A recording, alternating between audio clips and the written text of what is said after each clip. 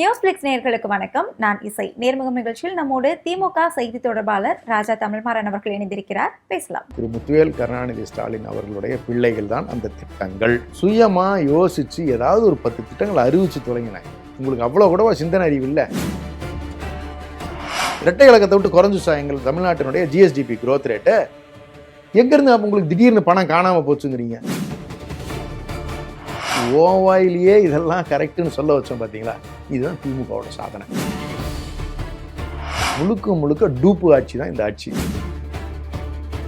900 கோடின்னு சொல்றாரு, எங்களுக்கு 550 கோடி தான் வந்ததா எங்களுடைய ரெக்கார்டு தெரிவிக்குது. இவங்க சொன்ன கணக்குப்படி பார்க்கின்ற பொழுது மீதி ஒரு 396 கோடி ரூபாயை காணும். எந்த தொழிலுமே கிடையாதுங்கிறாரு மகராசா. உன்ன மாதிரி 10,000 கோடி பிடிச்சிருக்கிற ஒரு பொண்ணை லவ் பண்ணி கல்யாணம் பண்ணா எதுக்குப்பா வேலை பார்க்கணும்? ஆட்சியில் இருந்தாலும் திமுக ஆண்டுகிட்டு தான் இருக்கும். ஆட்சியில் இல்லைன்னா ஆளுகின்றவர்களை வழி நடத்துகின்ற இடத்துல திமுக இருக்கும். என்னைக்கு இருந்தாலும் திமுக ஆட்சியாக தான் இருக்க முடியும். ஆட்சி மசாலா எந்த சமையலும் ருசி தேடும் ரகசியம் 20 ரூபாய். டயா பூஸ்டர் சுகரை கண்ட்ரோல் பண்ணும், உங்க ஆரோக்கியத்தை மீட்டு தரும். சர்க்கரையை கட்டுப்படுத்துறதுக்கான எளிமையான வழிமுறை, இயற்கையான வழிமுறை. அனைத்து மருந்து கடைகளிலும் கிடைக்கும்.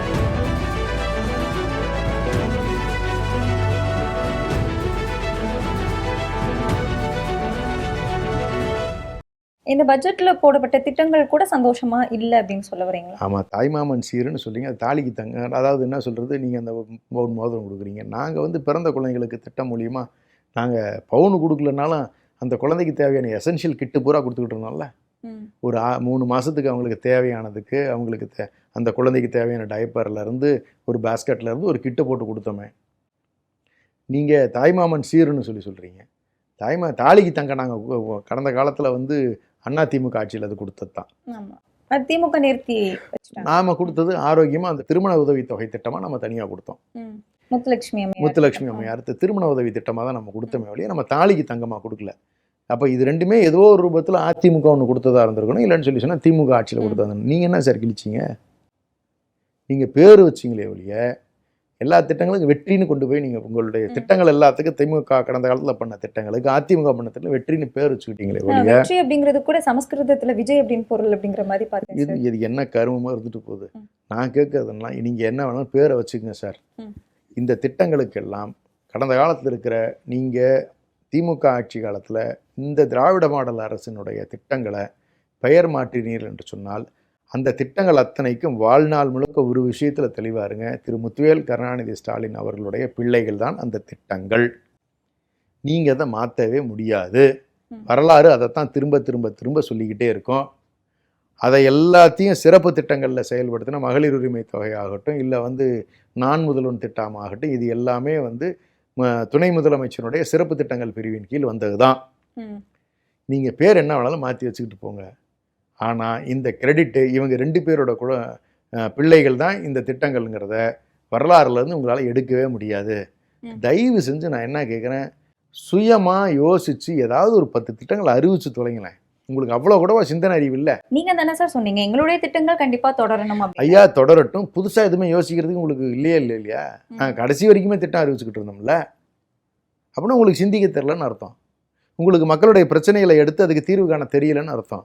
இது 5 ஆண்டுக்கான பட்ஜெட் கிடையாது, ஒரு ஆண்டுக்கு தான், இன்னும் 2 வருஷம் கூட. அப்புறம் எப்படி தேர்தல் அறிக்கை அவ்வளவு சூப்பரா ப்ரிப்பேர் பண்ணீங்க? மானே தேனே அதுல 5 ஆண்டுக்கான தேர்தல் அறிக்கை சார், இது ஒரு ஆண்டுக்கான பட்ஜெட். அதுல எதையுமே நீங்க செய்யலையே சார். அந்த தேர்தல் அறிக்கை சொல்லிக்கிற எதையுமே நீங்க செய்யலையே. அதான பிரச்சனையா இருக்கு. இப்ப ஒன்றும் தெரியாத குழந்தைன்னு சொல்றீங்க. சொன்னான் அது தேர்தல் அறிக்கை ப்ரிப்பேர் பண்றது எப்படி எங்கேருந்து தெரிஞ்சிச்சு? அது குறைந்தது ஒரு 50 ஆண்டு கால அனுபவம் உள்ள ஒருவர்கள் தான் அதை ப்ரிப்பேர் பண்ணியிருக்க முடியும். தமிழ்நாட்டினுடைய சூழ்நிலை தெரிஞ்சவங்க தான். அப்போ நான் என்ன கேட்குறேன், இன்னொரு கேள்வி சேர்த்து கேட்குறேன். நிதி நிலைமை சரியில்லைன்னு சொல்கிறீங்க. நாங்கள் இரட்டை இலக்கத்தில் கடைசியாக தேர்தலுக்கு முன்னாடி அதாவது மகளிர் உரிமை தொகையில் 5,000 ரூபா கொடுத்துட்டு தானே போயிருக்கோம். அப்போ நிதி நிலைமை நல்லா இருக்கிறனால தான் எங்களை கடைசி வரைக்கும் செய்ய முடிஞ்சிச்சு. இரட்டை இலக்கத்தை விட்டு குறைஞ்சுச்சா எங்கள் தமிழ்நாட்டினுடைய ஜிஎஸ்டிபி growth ரேட்டு? எங்கேருந்து உங்களுக்கு திடீர்னு பணம் காணாமல் போச்சுங்கிறீங்க? இப்போ எப்படி இந்த பணம் அப்படி பணம் இல்லைன்னா எப்படி இந்த பட்ஜெட்டில் இவ்வளோ தூரம் நீங்கள் ஸ்கீம்ஸ் அனௌன்ஸ் பண்ண முடிஞ்சிச்சு? ஆனால் ஒவ்வொன்றிலையும் குறைச்சிருக்காங்கம்மா.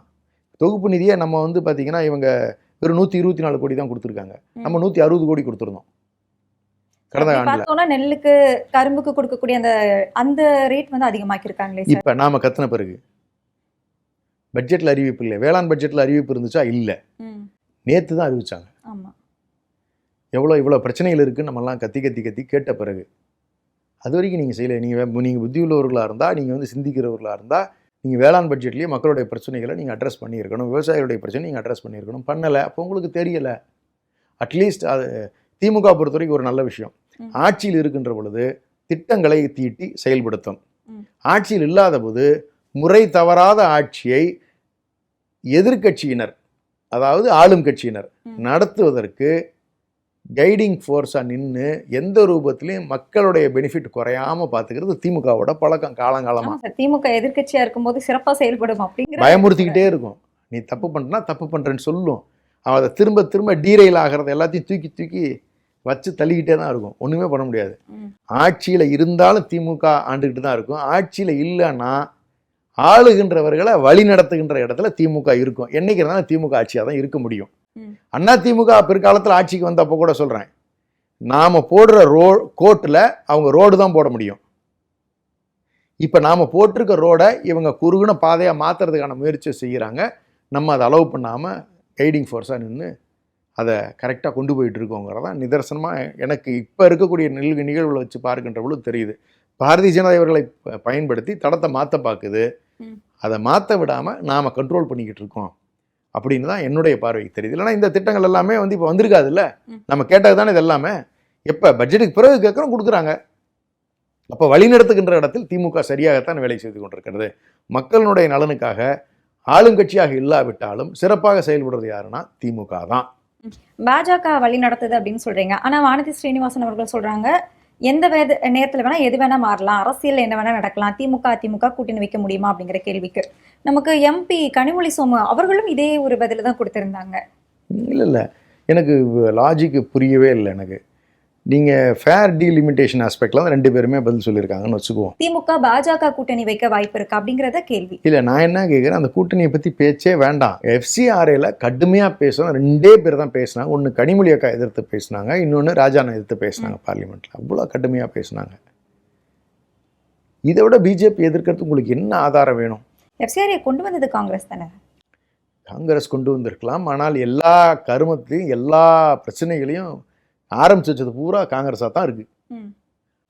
அந்த ஆயுதத்தை எடுத்து இன்னும் கூர்த்திக்கிட்டு இன்னும் இருக்கக்கூடிய மாநிலங்களில் இருக்கிறது எல்லாத்தையும் சரி இல்லை அவங்களுக்கு தேவையான மாதிரி மாற்றிக்கிட்டு அந்த சேதத்தை செய்கிறது பிஜேபியாக இருக்குது. ரெண்டும் ஒன்று தான். இது 120 வருஷ பிராமணர் கட்சி, இது 80 வருஷத்து பிராமணர் கட்சி. இவ்வளோதான் வித்தியாசம். மொத்தத்தில் எப்பவுமே அடி வாங்குறது நம்மளாக தான் இருக்கும். ஆனால் நம்மளை தற்காத்துக்கிறதுக்கு திமுகன்னு ஒன்று இருக்கிறதுனால, வழிநிறுத்துறதுக்கு பாதுகாக்கிறதுக்கு ஒரு ஷீல்டு இருக்கிறதுனால தப்பிச்சுக்கிட்டு இருக்குது தமிழ்நாடு. இப்பவுமே சொல்கிறேன், நம்ம ஆட்சியில் இல்லைனாலுமே கண்ட்ரோல் பண்ணிக்கிட்டே தான் வர்றோம். அலோவ் பண்ணுறதே இல்லை முழுமையாக. ஆனாலும் இவங்க எதையாவது ஒன்று செஞ்சுக்கிட்டு தான் இருக்காங்க. அப்போ நம்மளுடைய வானதி சீனிவாசன் அக்கா என்ன நோக்கத்தில் சொன்னாங்கன்னு எனக்கு தெரியாது. ஆனால் சோமு அக்கா, கனிமொழி சோமி அக்கா அவர்கள் சொன்னதை நானும் கவனித்து பார்த்தேன். அது ஜென்ரலாக இருக்கிற ஒரு ஸ்டேட்மெண்ட்டு. நான் கேட்குறது வந்து ஃபேர் டீலிமிட்டேஷன் வேணுங்கிறது தான் திமுகவினுடைய ஸ்டாண்டு. டிராஃப்ட் பில் வந்ததுக்கு அப்புறம் தான் நாம் அதை இம்ப்ளிமெண்ட் பண்ணுறதை பற்றி திங்க் பண்ணணும். அதை சப்போர்ட் பண்ணுறதா வேண்டாமா அப்படிங்கிறதெல்லாம் படித்தே பார்க்காம ஒருத்தர் வராருமா, அவனை திருவிடான்னு நினச்சி குத்துங்கிறீங்க. வர்றவன் திருடன் தான் தெரியாமல் நான் எப்படி குத்துறது? இத்தனை நாள் அப்படித்தானே இருந்தது. பாஜக என்ன செஞ்சாலும் அது வந்து நமக்கு கேடு அப்படிங்கிறது கிடையவே கிடையாது. அப்படின்னா வந்து மீண்டும் மீண்டும் நான் வலியுறுத்தி சொல்கிறது தான், அதனுடைய சட்ட வடிவம் வந்துச்சு, அந்த வடிவத்தை நாம் எதிர்த்தோம். சட்ட வடிவமே வராத ஒன்றா எதிருங்கன்னு சொல்லி காங்கிரஸ் ஆளுகின்ற மாநிலங்களே செய்யலங்கும் போது அதை பற்றி வாய் திறக்கிறதுக்கு ஒரு பயம் இல்லை. அதை யாருமே கேட்க மாட்டேங்கிறாங்க. தன்னோட நிலைப்பாடை தெளிவாக சொல்லுகின்ற திமுகவை மட்டும் எதுக்கு சும்மா நெஞ்ச கிழிச்சு காட்டு அதை தான் எல்லாமே சொல்லிட்டமேங்கிறது ஏன் வருதுன்னு தான் எனக்கு புரியவே இல்லை. அப்படின்னா இந்திய அரசியலை முடிவு பண்ணுறதே திமுக தாங்கிற பயம் எல்லாத்துக்கும் இருக்குது. திமுகங்கிற பயம் இருக்குது. ஆனால் அப்பா மட்டும் அங்கே இல்லை அப்படிங்கிற விமர்சனம் இன்னுமே இருக்குது. அப்பா எல்லா இடத்துலையும் இருக்காருமா. நான் தான் சொன்னேன், அவருடைய பிள்ளைகள் தான் இன்றைக்கி திட்டங்கள். நீங்கள் எந்த திட்டங்களுக்கு பேர் மாற்றுகின்ற பொழுதும், நீங்கள் பேரை மாற்றுகின்ற பொழுது அந்த அப்பா உங்களுக்கு நினைவில் வந்தே தீருவார். முதலமைச்சர் மறக்காமல் அப்பாவை ஞாபகம் வச்சுக்கிட்டே இருக்காரு. இன்றைக்கி அந்த பிள்ளைங்களை கூப்பிட்டு போய் வச்சு நீங்கள் பேர் வச்சுக்கலாம். நீங்கள் DNA டெஸ்ட் எடுத்தீங்கன்னா அந்த குழந்தைங்கள்லாம் அந்த அப்பாவினுடைய திட்டங்கள். அதனால் அவர் சொல்கிறாருங்கனால அது மாறிட போகுதுவா? ஒன்றும் இல்லை. சட்ட ரீதியாக ஏதாவது அவங்களால மாற்ற முடியுதா? 2/3 மெஜாரிட்டி வச்சு ஏதாவது பெருசாக மாற்ற போகிறாங்களா? இல்லை, ஏன்னா மெஜாரிட்டி கிடையாது. இவங்க எல்லாம் பேர் வேணால் மாற்றிக்கலாம். அதெல்லாம் திரும்ப நம்ம ஆட்சி அமைக்கின்ற பொழுது அது எல்லாத்தையும் ஒரே நாளில் மாற்றிட்டு போயிட்டே இருக்கலாம். அது ஒரு பெரிய மேட்டரே இல்லை. சும்மா இதெல்லாம் ஆசைக்கு சொல்லிக்கிறது. இந்த குழந்தைங்கள்லாம் சொல்கிற மாதிரி அப்பா சட்டை எடுத்து போட்டு பார்த்துக்கிற மாதிரி. இந்த தலை அந்த உடலோடு இணைய போய் அதுக்காக கதை சொல்லிக்கிட்டே இருக்க வேண்டியது எங்களுக்கு. மொத்தத்தில் நான் தான் சொல்கிறேனே, அதாவது ஒரு பித்தலாட்ட ஆட்சி தான் நடக்குது. ஒரு இப்போ சொல்லணும்னு சொன்னால் பாவம் தமிழ்நாட்டு மக்களை இப்படி ஏமாற்றுகின்ற ஒரு நபர் தொடர்ந்து ஏமாற்றிட்டு வராரு. மக்களை நம்பிக்கிட்டு இருக்காங்க. வருகின்ற தேர்தல்களில் உறுதியாக சொல்ல இதற்கான விளைவுகளை அவங்க சந்திப்பாங்க. ஏன்னா மக்கள்கிட்ட நாங்களும் கொண்டு போய் சேர்த்துக்கிட்டே இருக்கோம். இப்போ நிறைவேற்றுகின்ற தீர்மானங்களால் ஏதாவது பிரயோஜனம் இருக்கான்னா 5 விசாக்கு வருமானம் இல்லை. நீங்கள் ஒன்றிய அரசுக்கும் போய் நீங்கள் சொல்ல மாட்டீங்களாம். நம்மளுடைய அமித்ஷா அவர்கள் உள்ளாட்சித்துறை அமைச்சரை சந்தித்து உங்களுடைய அமைச்சர் ஒருத்தர் அமைச்சு இதுக்கு வாய்ப்பு இல்லை சார், இம்ப்ளிமெண்ட் பண்ண சொல்லுங்கன்னா செய்ய மாட்டீங்களாம். நீங்கள் FCRI பில்லில் நீங்கள் வந்து தீர்மானம் மட்டும் நிறைவேற்றி வச்சுக்கிட்டீங்க. உங்களுடைய டெல்லி பிரதிநிதியோ அல்லது உங்களுடைய அமைச்சர்கள் அமைச்சு இதை நாங்கள் அப்ஜெக்ட் பண்ண போகிறோங்கிறத அங்கே போய் சொல்கிறீங்கன்னா இல்லை. நீங்கள் இப்போ வந்து ரிசர்வேஷன் 33% உடனே இம்ப்ளிமெண்ட் பண்ணுங்கன்னு கேட்குறீங்க. அதெல்லாம் தீர்மானங்களாக, நாடகமாக, நடிப்பாக நீங்கள் வந்து காலையில் வந்து இம்ப்ளிமெண்ட் பண்ணி திமுக கடந்த காலங்கள் என்னெல்லாம் கேட்டுச்சோ அதே மாதிரி நாங்களும் அப்படின்னு சொல்லி திமுகவினுடைய ஐடென்டிட்டியை நீங்கள் டிஸ்டர்ப் பண்ணுறதுக்கான முயற்சி நீங்கள் செய்கிறீங்க. நீங்கள் என்ன பண்ணுறீங்கன்னா, ஒரு இதில் பார்த்துருப்போம்னு நினைக்கிறேன், வீரபாண்டிய கட்டபொம்மன் படமே இருக்குன்னு வச்சுக்கோங்களேன். அதில் அந்த சிவாஜி மாதிரி டூப் போட்டு வந்து நடிப்பாங்க ஊரில், பார்த்துருக்கீங்களா? அந்த மாதிரி கூத்து நடக்கும்போது இல்லை வந்து ஒரு நடிகர்கள் மாதிரி வந்து எம்ஜிஆர் மாதிரிலாம் வந்து டான்ஸ் ஆடுவாங்க. மக்கள்லாம் அந்த எம்ஜிஆர் நினச்சி கை தட்டுவாங்க. ஆனால் அது எம்ஜிஆர் இல்லை. அது மாதிரி இந்த டூப்பு இப்போ வந்து அந்த ஒரு குதூகலம் அவங்களுக்கு கிடைக்குது இந்த தீர்மானங்களால். அப்படி கோட்டு சுட்டு அப்போ அந்த நடிகர் மாதிரி போட்டுக்கிட்டு வந்து நடிக்கிற வேலை தானே இவங்களுக்கு. வேறு எந்த கருமமும் தெரியாது, வரலாறு தெரியாது, பண்பாடு தெரியாது, நாகரிகம் தெரியாது, எதுவுமே தெரியாது. ஆனால் ஏதோ ஒரு சூழ்நிலை சந்தர்ப்பத்தில் இவங்க வந்து ஆட்சிக்கு வரக்கூடிய சூழ்நிலை ஏற்பட்டுச்சு. அப்படி இருக்கும் பொழுது இவர்கள் இதெல்லாம் கற்றுக்கிட்டாவது வர்றாங்களான்னா அதுவும் இல்லை. முழுக்க டூப்பு ஆட்சி தான் இந்த ஆட்சி. ஸ்டேஜில் நடிகர்கள் மாதிரி வந்து டூப் போட்டு நடிக்கிற வேலையை இன்றைக்கி அசம்பிளியில் போய் திமுக கடந்த காலம் என்னெல்லாம் செஞ்சுச்சோ அது எல்லாத்தையும் திரும்ப அந்த கிரெடிட் அவங்களுக்கு போடக்கூடாது அப்படிங்கிறதுக்காக அவங்களுடைய தலைவருடைய பெயரை சொல்லாமலே, நீங்கள் அதை கவனிச்சிருந்தீங்கன்னா தெரிஞ்சிருக்கும். நீங்கள் நம்மளுடைய முத்தமிழறிஞர் கலைஞர் அவர்கள் முதல்ல தமிழ்தாய் வாழ்த்தை டிக்ளேர் பண்ணதில் இருந்து, நம்முடைய முதலமைச்சர் அவர்கள் 21 சட்டமாக கொண்டு வந்ததில் இருந்து அந்த தேதிகளை சொல்லுவாங்க, அரசு செஞ்சதுன்னு சொல்லுவாங்க, தலைவர்கள் பேரை சொல்ல மாட்டாங்க. ஆளுநர் ரவி மாதிரி அதே மாதிரி அது வந்து ஒரு வன்மம். நீங்கள் நீ என்ன வேணாலும் பண்ணிக்கிற சார், தெளிவாக வச்சுக்கோங்க. இந்த குழந்தைகள் அத்தனையுமே திராவிட முன்னேற்ற கழகத்தின் என்ற ஒரு இனமறவர் கூட்டம் உருவாக்கிய திட்டங்கள். ஆனால் ஒன்று வச்சுக்க, இதெல்லாத்தையும் திரும்ப உன்னை சொல்ல வைக்கிறேன் பார்த்தியா, ஓவாயிலேயே இதெல்லாம் கரெக்டுன்னு சொல்ல வச்சோம் பார்த்தீங்களா, இதுதான் திமுகவோட சாதனை. நீ ஆட்சி மாற்றி இருக்கலாம், நீ என்னென்னவோ மாற்றவனெல்லாம் சொன்னால் எந்த மாற்றமும் செய்ய முடியாது, திமுக செஞ்சது தான் ரைட்டு, அதை தான் நானும் ஃபாலோ பண்ணி ஆகணும் அப்படின்னு எல்லா விஷயத்தையும் திட்டங்களையும் நீ பெயர் மாற்றுறதுக்கு பொழுது எங்களுக்கு தெளிவாக தருகிறது. தாவேக்காவை ஏமாற்றி இருக்குதுங்கிறது, மக்களை ஏமாற்றி இருக்குதுங்கிறது, திமுக செஞ்சது ரைட்டுங்கிறத ப்ரூவ் பண்ணிக்கிட்டே வருது. அப்போ இந்த விஷயங்களை தீர்மானங்கள் நிறைவேற்றுன்ற பொழுதும் திமுக நிறைவேற்றங்களை எடுத்து காப்பி அடித்து நீங்கள் திரும்ப நிறைவேற்றுறீங்க. மொத்தத்தில் டூப்பு போட்டு திமுக மாதிரி இருக்கிறதுக்கு ட்ரை பண்ணுது தாவேக்கா. இவ்வளோதான், வேற எதுவும் உணர்வு ரீதியாக இருக்கான்னா இது இல்லை, நடிப்பு கம்பெனி. அப்படிதான் இதை வச்சுக்க முடியும். திமுகவுக்கு இன்னொரு கிரெடிட்டுமே சட்டமன்றத்தில் கொடுத்துருந்தாங்க. லாட்ரி கிட்ட இருந்து 900 கோடி 900 crores வந்து வாங்கியிருக்காங்க அப்படின்னு சொல்லிட்டு. அதுக்கு எனக்கு ஒரு விளக்கம் புரியலை. அது பேட்டர்ன் என்னங்கிறத நம்ம தெளிவாக தெரிஞ்சுக்கிட்டோம்னா தான் நமக்கு புரியும். பாண்டாக தான் அவங்க கொடுக்க முடியும், அக்கௌண்டன்ட் மணியில் தான் அதை வாங்குகிறோம். அந்த பாண்டு வாங்கும் பொழுது இன்னார் கொடுத்தாங்கன்னு எந்த கம்பெனி பேருமே அதில் இருக்காது. ஓகே, ரைட்டா? அதை எதுக்குன்னா தேர்தல் செலவுகளுக்காக நிறுவனங்கள் வந்து அப்படி கொடுக்கலாம்ங்கிறத அப்போ பாரதிய ஜனதா அரசு உருவாக்கிய ஒரு திட்டம். Legal, perfect legal bond, electoral bond. அந்த பாண்டு வந்து எதுக்குன்னா அந்த கம்பெனிஸ் வந்து 100% வந்து வரி விலக்கு கிளைம் பண்ணிக்கலாம் அந்த தொகைக்கு, அந்த வருமானத்துக்கு. அது நிறுவனத்துக்கு ஆதாயம் கணக்காட்டுறதுக்கு. ஆனால் அது கட்சிகளுக்கு எப்படி பயன்படும்னா, கட்சிகளுக்கு மாநாடு நடத்துகிற செலவு இருக்குது. சோஷியல் மீடியாவில் இன்றைக்கி வந்து மெட்டாலையோ இல்லை வந்து நீங்கள் இருக்கக்கூடிய ஃபேஸ்புக்கில், ட்விட்டரில் நீங்கள் வந்து இன்ஸ்டால இதெல்லாம் ப்ரொமோட் பண்ணணும்னா பல கோடி, பலாயிரம் கோடி செலவாகுது. ம். அந்த செலவுகள்லாம் இந்த கட்சி எங்கேருந்து செய்யும்? இது மாதிரி தொழிலதிபர்கள் கொடுக்கக்கூடிய நிதியை வாங்கி தான் நாங்கள் செலவு பண்ணி ஆகணும். ஆனால் யார் கொடுத்தாங்கங்கிறது எங்களுக்கு தெரியாதுங்கிற சூழல் தான் அப்போ. ஓகே. இப்போ அஃபிஷியலாக கொடுக்குறாங்க. அதை ஒரு கட்டத்தில் சுப்ரீம் கோர்ட்டு ஜட்ஜஸ் எல்லாம் பேனல்லாம் சேர்ந்து இப்படி வாங்கக்கூடாதுன்னு சொல்லி சொன்னாங்க. 23ல வந்து 23 ஒரு ஆர்டர், அதுக்கப்புறம் இல்லை. ஆனால் 21ல் கொடுத்ததுல 900 கோடின்னு சொல்லாரு, எங்களுக்கு 550 கோடி தான் வந்ததா எங்களுடைய ரெக்கார்டு தெரிவிக்குது. ஓகே. இவங்க சொன்ன கணக்குப்படி பார்க்கின்ற பொழுது மீதி ஒரு 396 கோடி ரூபாயை காணும். இது ஆதவர்ஜுனா பொறுப்பெடுத்துக்குவாரா? எனக்கு தெரியலையே. அப்போ நடுவில் ஏதாவது கட்டிங் போட்டாங்களா? 900 கோடிங்கிறாரு, ஆனால் 550 கோடியோ 504 கோடியோ நம்ம தான் வந்ததா தெரியுது. 509 ரைட்டு. அப்போ மீதி எங்கே போச்சு? 391 எங்கே போச்சு? கணக்கு கொடுப்பாரா? இல்லை ஈடிக்கு இது ஏதாவது வந்து கேட்கணுமா? இந்த பார்ட்டி ஃபண்ட் பத்தி பேசின உடனே இடியோட ரைடு கூட நடந்துச்சு சார். தெரியலையே, ஒருவேளை அவன் சந்தேகம் வந்திருக்கலாம். என்னையா 900 கோடிங்கிறீங்க, இங்கே பாண்டு வாங்கின கணக்கெல்லாம் வெறும் 500 இந்த குறிப்பிட்ட தொகை தான் வருது. அது இன்னொரு விஷயமும் கூர்ந்து கவனிக்கணும். இவர்கள் ஃபண்டு பண்ண ஸ்டேட் எல்லாமே பார்த்தீங்கன்னா ஒரு விதத்தில் பாரதிய ஜனதாவை எதுக்குன்ற மாநிலங்களுக்கு மட்டும்தான் இவங்க ஃபண்ட் பண்ணியிருக்காங்க. வெஸ்ட் பெங்காலுக்கு ஃபண்ட் பண்ணாங்க, மணிப்பூர் சிக்கிமுக்கு பண்ணாங்க, தமிழ்நாடுக்கு பண்ணாங்க. இதில் எல்லாமே ஐபேக்கோட ரோல் வருது. அப்போ இந்த ஐபேக்கு ஃபண்டு கொடுக்கறதுக்கு இவங்க பார்ட்டி ஃபண்ட் இன்ஃபியூஸ் பண்ணுறாங்க. இந்த ஐபேக் உள்ள நுழைச்சி அதே பணத்தை அவங்ககிட்ட வாங்குறாங்க. இந்த டேட்டாஸ் எல்லாம் அவங்க திருடுறாங்கன்னு ஏன் சொல்லக்கூடாது? இந்த டேட்டாஸை திருடி தான் பின்னாடி மேனிப்புலேஷன் பண்ணுறாங்கன்னு நான் சொல்கிறேன். திமுக ஏமாந்துருச்சுன்னு சொல்கிறீங்களான்னு கேட்டிங்கன்னா ஆமாம், ஏமாந்துருப்போம், வாய்ப்பு இருக்கு.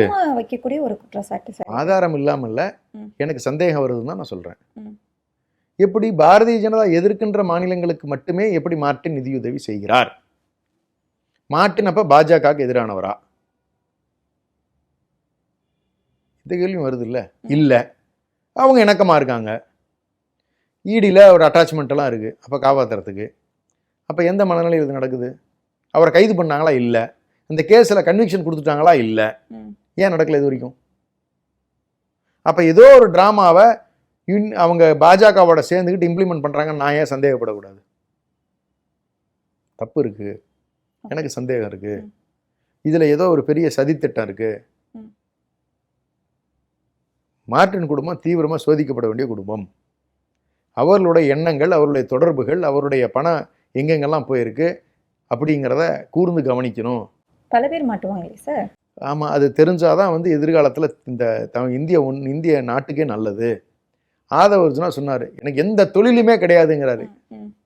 மகராசா உன்ன மாதிரி 10,000 கோடி பிடிச்சிருக்கிற ஒரு பொண்ணை லவ் பண்ணி கல்யாணம் பண்ணிட்டா எதுக்குப்பா வேலை பார்க்கணும்? தேவையே இல்லைல்ல. அந்த புள்ள காசே போதாதா? அதெல்லாம் எடுத்தா நீ செலவு பண்ணிக்கிட்டு இருக்க. எல்லாருக்கும் அது மாதிரி ஒரு பொண்ணு கிடச்சதுன்னா எதுக்கு வேலை பார்க்கணும்? அது நான் தப்புன்னு சொல்ல. ஆனால் அப்படி ஒரு பொண்ணு எல்லாத்துக்கும் கிடைக்கணுமேம்மா. எல்லாம் லாட்ரி தான் விற்க போகணும். லாட்ரி விற்கிற குடும்பத்தில் இவர் பொண்ணு பிடிச்சிருக்காரு.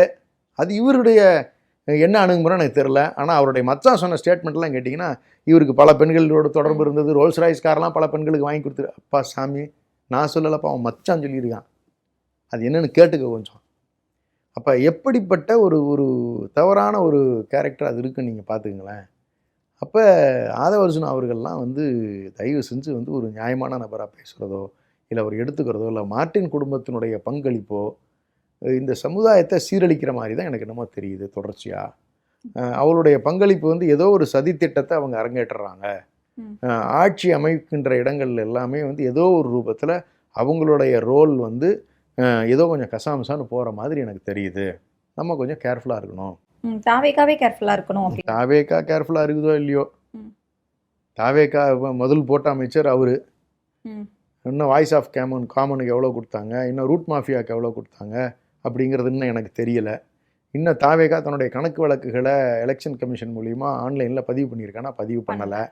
ஏன் அதை டிரான்ஸ்பரண்ட்டாக சொல்லலை? சொல்லிட்டா இவ்வளோ பணம் எங்கேருந்து வந்து ஆதவர்ஜுனா கம்பெனிகளில், ஆதவர்ஜுனா சொல்லக்கூடாது, அவருடைய மனைவியினுடைய கம்பெனிகள்லேருந்து எங்கே வந்துச்சு, மார்ட்டின் கம்பெனிலேருந்து எங்கே பணம் வந்துச்சு, இல்லை அந்த டெல்லி பிரதிநிதி அப்பாயின்ட் பண்ணியிருக்காங்கல்ல ஜனநாயகன் ப்ரொடக்ஷன் பண்ணவர், அவரு தான் கொடுத்துருக்காரான்னு தெரில. இதெல்லாம் யாருக்கு என்ன பண பரிவர்த்தனை தெரிஞ்சிருக்கும்ல, அதெல்லாம் ஏன் சொல்ல மாட்டேங்கிறீங்க? எல்லாமே தப்பு தப்பாகவே இருக்கேம்மா. என் பார்வைக்கு மட்டும் நான் சொல்லலை. நான் கேட்குறத நியாயம் இல்லைன்னா சார் நீங்கள் நியாயம் இல்லை சார் நேராக என்ன கேளுங்க. நீங்களும் யோசிங்க. நடக்கிற நிகழ்வுகளினுடைய தொகுப்பை வச்சு என்னுடைய கருத்துக்களை நான் இங்கே பதிவிடுறேன். இதை சரியாக இருக்குன்னு எடுத்துக்கிறவங்க எல்லாரும் ஒத்துக்கணுங்கிற அவசியம் இல்லை. நான் பெரியார் பாணிக்கு நான் திரும்பவும் வரேன். நான் சொல்கிறது சரியாங்கிற தயவு செஞ்சு நீங்கள் செக் பண்ணுங்கள். நான் எழுப்புகின்ற சந்தேகங்கள் கேள்விகள் சரியான்னு பாருங்கள். சரியா இல்லைன்னா அதை விட்டுருங்க.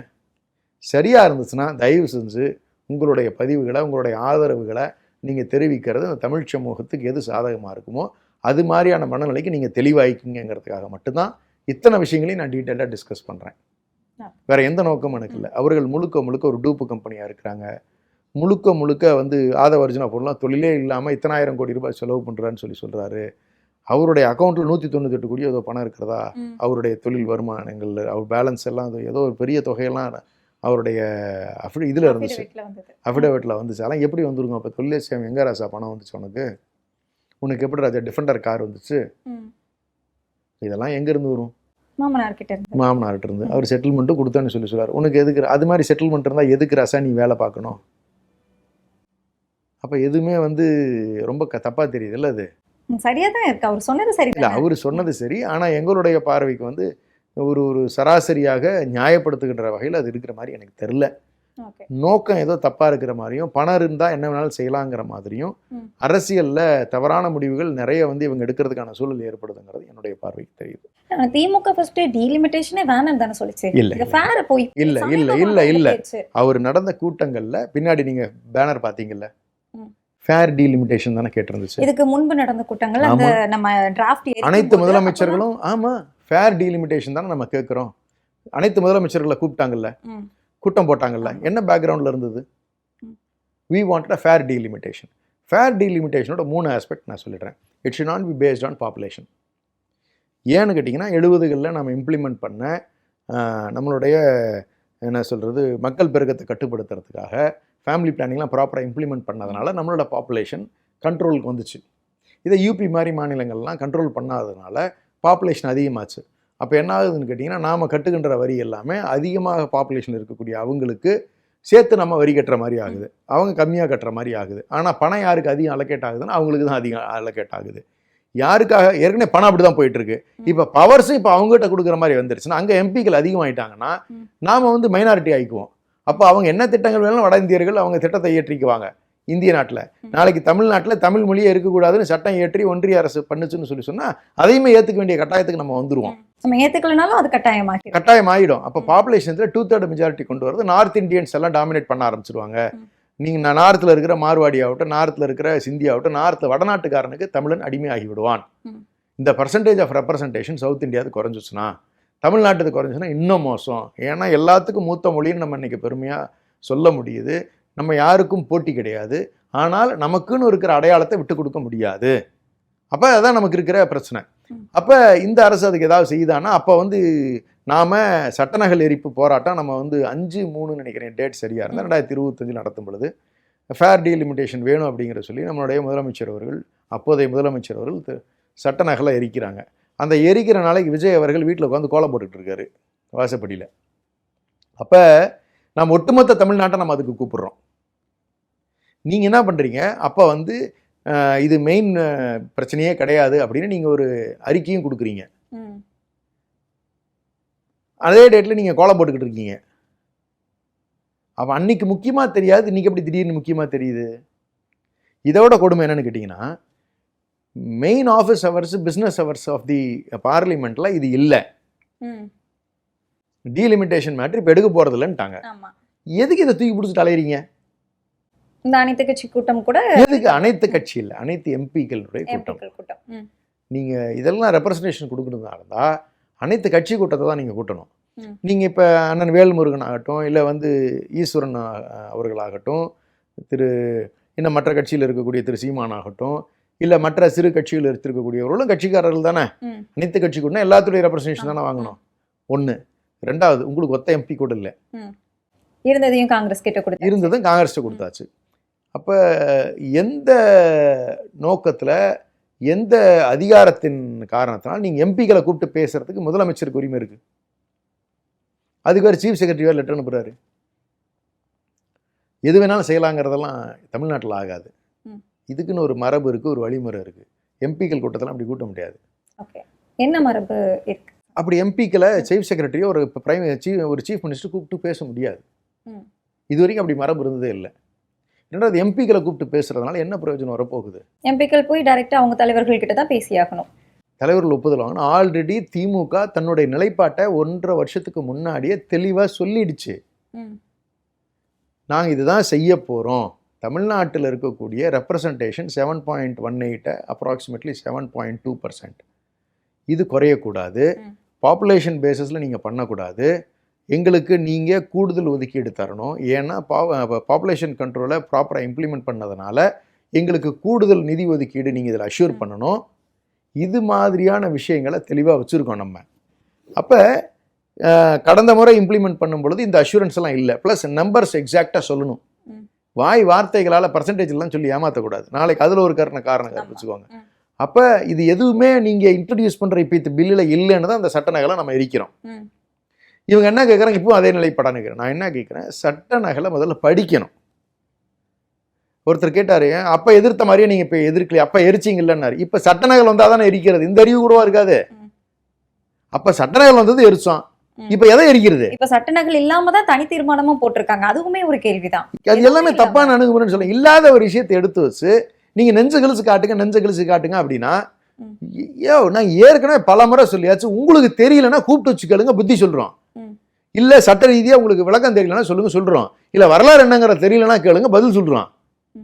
அது எம்பிக்களை கூப்பிட்டு நாங்கள் ஒரு ட்ராமா பண்ணுற வேலை எண்ணத்துக்கு உங்களுக்கு? நீங்கள் முறையாக கூட்டம் கூட்டணும்னு சொன்னால் நீங்கள் காவிரி பிரச்சனைக்கு கூட்டம் கூட்டியிருக்கணும். டெல்லியில் பார்லிமெண்ட்டை நிப்பாட்டுக்கன்னு சொல்லலாம், ரெக்வஸ்ட் வைக்கலாம். அது அனைத்து கட்சி கூட்டம் போடுறதான் முறையாக இருக்கும். அதெல்லாம் செய்யலை.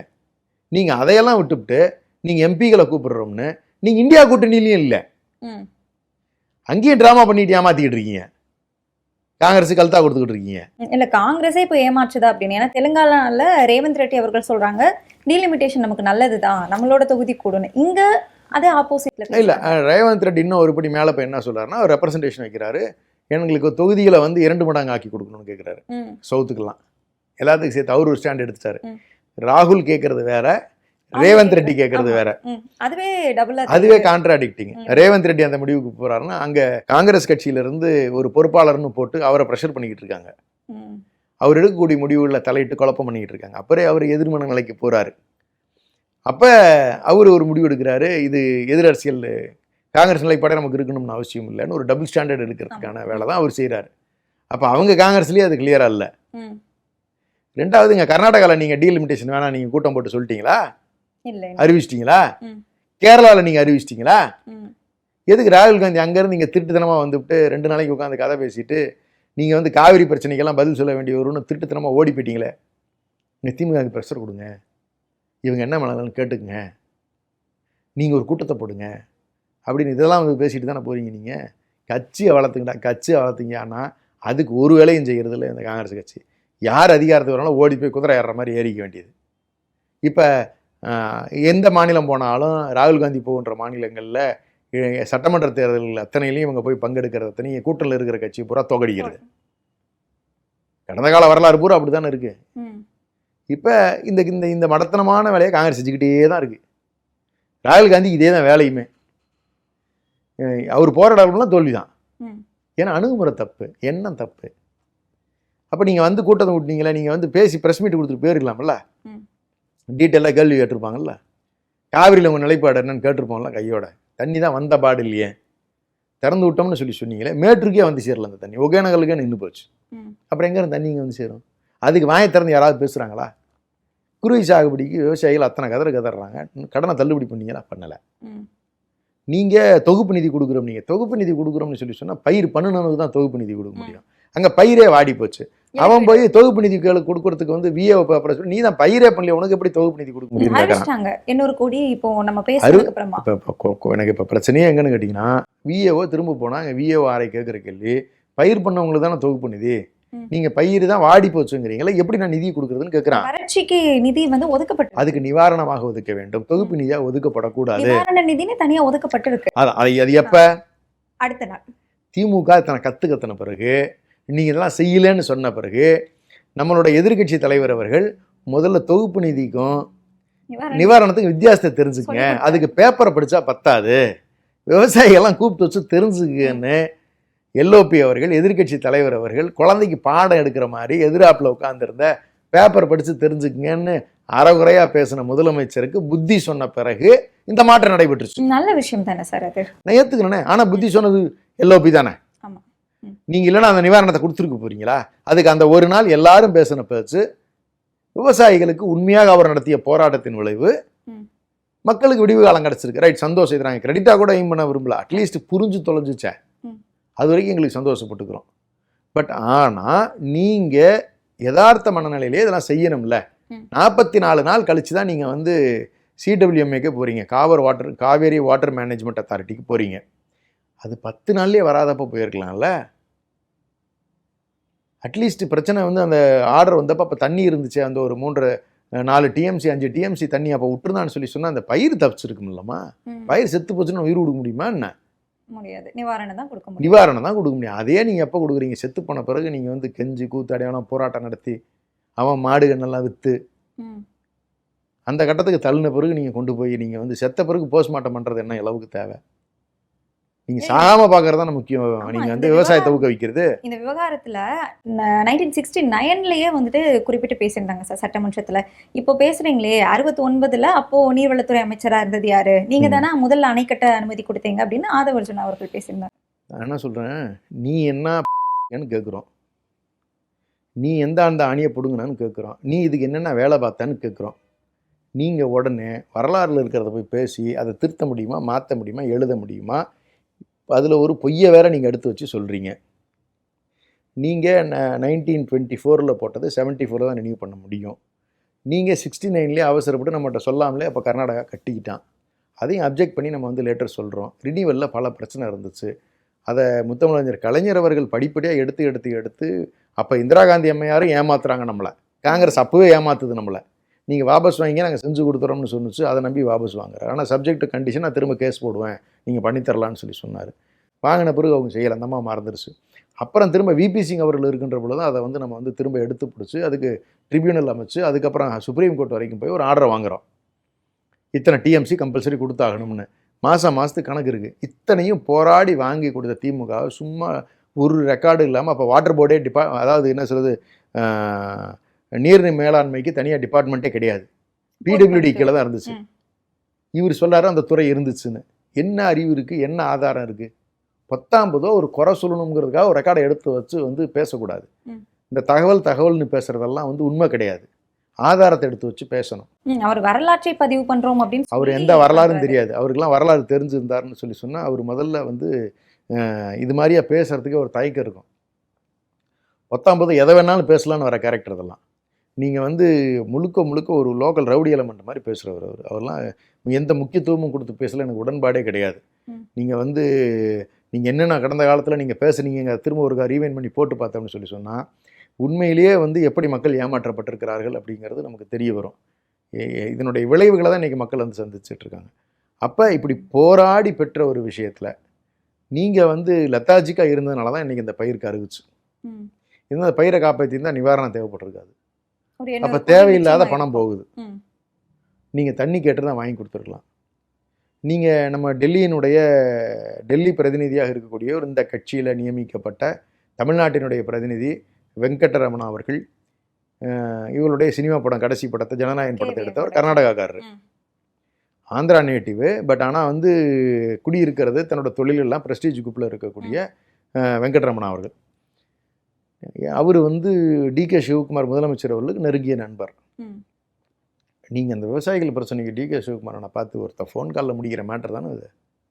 ஒரு 5 டிஎம்சியை சத்தம் இல்லாமல் ரிலீஸ் பண்ண சொல்லியிருக்கலாம்ல.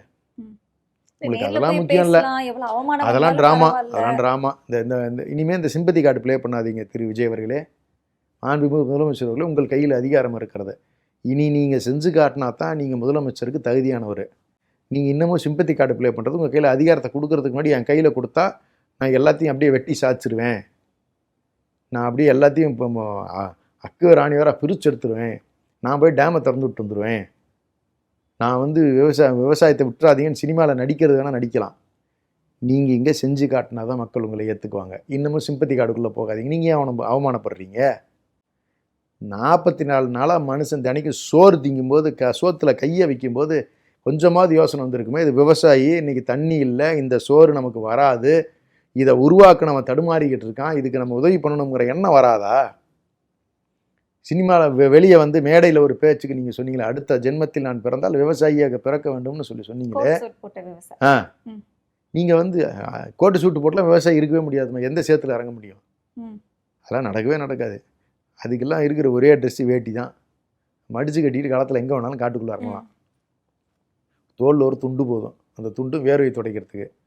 நம்மளுடைய தமிழனோட அடையாளம் இந்த வேட்டியும் துண்டு தான். இந்த கோட்டு சூட்டெல்லாம் வந்து இன்றைக்கி போட்டு நடிக்கலாம், சினிமாவுக்கு பார்க்குறதுக்கு நல்லா இருக்கலாம், ஸ்டைலாக தெரியலாம். ஒரு பாலத்தில் போய் நின்று நீங்கள் இப்படி தள்ளி விட்டு சினிமா ஸ்டைலில் நின்று ஷூட்டிங் நடத்திக்கலாம். ஆட்சி நடத்துங்கிறானா ஷூட்டிங் நடத்திட்டு வந்துருக்கீங்க. எதை பேசணுமோ அதாவது பேசணும். எப்பப்போ செய்யணுமோ அப்பப்போ செய்யணும். Time is the essence of the கான்ட்ராக்ட்னு சொல்லுவாங்க. Time is the most important factor. அந்த குறிப்பிட்ட காலகட்டத்தில் என்ன செஞ்சுருந்தால் தான் அந்த பயிர் பாதுகாக்கப்பட்டிருக்கும். அதை செய்யலையே நீங்கள். 44 நாள் தூங்கிட்டு இருந்து கொண்டு போய் நீங்கள் பின்னாடி தானே நீங்கள் போடுறீங்க. CWMLயே நீங்கள் வழக்கு தொடுத்து வழக்காகுது அல்லது முறையீடு செஞ்சு நீங்கள் பெறுறீங்க. அதை நல்லா கணக்கு போட்டு பார்த்தா தெரியுது. 24 போகிறீங்கன்னா 23 படம் ரிலீஸ். அப்போ ஜனநாயகன் படம் ரிலீஸை முடிச்சுக்கிட்டு தான் இந்த மேட்ருக்கே போகணும்னு நீங்கள் தெளிவாக இருந்திருக்கிறீங்க. மக்களை எவ்வளோ முட்டாளாகிறீங்க. விவசாயி எங்கே போராடிக்கிட்டு இருக்கான். ஜூலை 23 வரைக்கும், ஜூன் 12 திறக்க வேண்டிய தண்ணீரை ஜூலை 24 வரைக்கும் நீங்கள் வந்து முறையீடே செய்யலை. ஜூலை 23 நீங்களுடைய படம் ரிலீஸ் பண்ண பிறகு கலெக்ஷனெல்லாம் பார்க்குறனால 24 ஃபைல் பண்ணி 29 வரைக்கும் அங்கே இருக்கிற கலெக்ஷன் அள்ளிக்கிட்டு 29 ஒரு ஆர்டரை வாங்கிட்டு அப்போ தான் கர்நாடகா லைட்டாக எகெயின்ஸ்ட் ஸ்டாண்ட் ஒன்று வாங்கிட்டு வராங்க. இது எப்படி ஒரு ஏமாத்து முறை? தெளிவாக தெரியல இவங்களுடைய பேட்டர்ன் ஆஃப் ஆப்ரேஷனு. பாவம் விவசாயிகள். நீங்கள் வந்து மனிதாபிமானமே இல்லாமல் கிட்டத்தட்ட கசாப்பு கடைக்காரன் ஆடு இருக்கிற மாதிரிலாம் தமிழ்நாட்டு மக்களை வச்சு செஞ்சுக்கிட்டு இருக்கீங்க. நல்லா பூவெல்லாம் போட்டிங்க, மாலையெல்லாம் போட்டிங்க அந்த ஆட்டுக்கு. அந்த ஆடு தலையை ஆட்டிக்கிட்டு வந்து ஐயோ எங்கள் விஜயண்ணா விஜயண்ணான்னு சொல்லி நிற்கிது. கொடுவால் எடுத்து இப்படி வெற்றியா? மனசாட்சி இல்லை உனக்கெல்லாம்? கொஞ்சமாவது இன்னும் நம்பி வந்தவர்களுக்கு விசுவாசமாக இருக்கிறீங்களா? இல்லவே இல்லையே. அந்த விவசாயிகளுக்கு நீங்கள் விசுவாசமாக இல்லை. EB பில்லு வீட்டுக்கு வீடு ஏற்றி வச்சுருக்கீங்க. கேட்டால் 2 மடங்கு அதிகமாக இருக்குங்கிறாங்க. 2 மடங்கு அதிகமாக இருக்குது. அப்படின்னா 2000 ரூபா அந்த பில் இப்போ 6000 ரூபா வருது. 2 மடங்கு அதிகமாக இருக்குது. 2 மடங்கு இன்க்ரீஸ் தானம்மா. 1 மடங்கு 3 மடங்கு ஆயிருக்கு. 2 மடங்கு இன்க்ரீஸ். அப்படிதான் பரவாயில்ல, 3 மடங்குன்னு வச்சுக்குவோம், ஆயிருக்கு. இதுக்கெல்லாம் பதிலே இல்லை. கவனிச்சிங்களா? பொதுவாக ஒரு ஆட்சி மாற்றம் வந்த பிறகு மக்கள் சந்தோஷமாக இருக்கணும். அவங்க எதிர்பார்த்ததில் தன்னுடைய வாழ்க்கை தரம் உயர்ந்திருக்கு, தனக்கு ஒரு நல்லது நடந்திருக்குன்னு ஒரு சந்தோஷமான ஒரு விஷயத்த சொல்லணும். ஏதாவது ஒரு விஷயத்தில் நீங்கள் சொல்லுங்கள், நல்லது நடந்திருக்குன்னு சந்தோஷமாக இந்த மக்கள் சொல்கிறாங்கன்னு சொல்லுங்களேன் பார்க்கலாம். கண்டிப்பாக சார், நிறைய தகவல் பகிர்ந்துருந்தீங்க. ரொம்ப நன்றி. நன்றி சகோதரி.